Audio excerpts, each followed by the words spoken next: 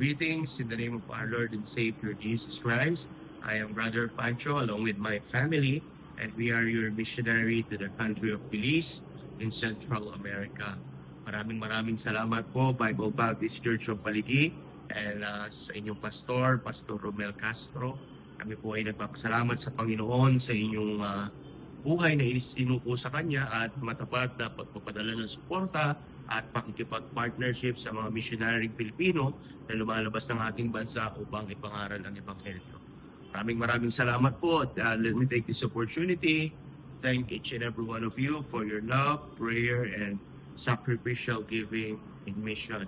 I am a fruit of your labor and sacrificial giving. I would like to thank you for supporting missionary Rainier Rolda, and I am a fruit of your labor. I attended this church in Phnom Penh, and I heard the gospel, accepted Christ as my personal Lord and Savior, and eventually I decided to surrender my life and to become a missionary. So I would like to thank you for choosing me. Pinili niyo po ako at sa isang mga misyonero na inyong magiging kapartner sa pag-abot ng mundo at upang maipangaral ang ating Ebanghelyo. Sa ngalan po ng aking pamilya, the Galvez family, maraming salamat po at kami po ay nananalangin na kayo po ay magpapatuloy na maging matapat sa pagsuporta at hindi lang po sa pagsuporta kami nananalangin na one day kayo po ay makakapagpadala din ng inyong mga missionary sa ibang bansa. I hope and I pray that we are praying na meron po magiging missionary sa Belize coming from your church and to help us to minister.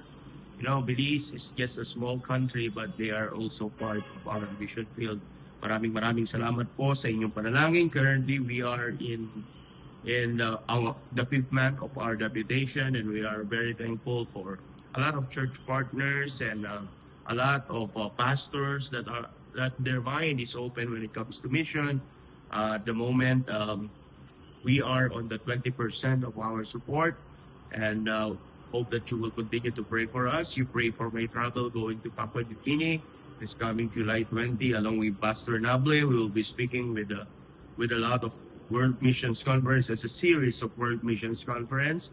I hope that you will pray for us, that as we encourage other churches, not only churches but also countries in the pursuit of world missions. I hope that I commit your prayers for our safe travel and God's anointing and the Holy Spirit filling as we preach pagkukul po sa misyon. Nawa po na ang bansang Papua New Guinea ay magpapadala din ng kanilang mga misyonero sa ibang bansa. Our heart's desire and prayer to God that one day, Belize will become a sending nation.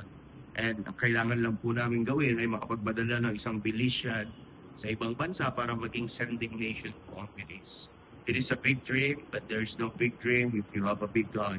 Muli, maraming salamat po, Bible Baptist Church of Paligi and Pastor Romel Castro sa inyong pagmamahal sa misyon. Maraming salamat.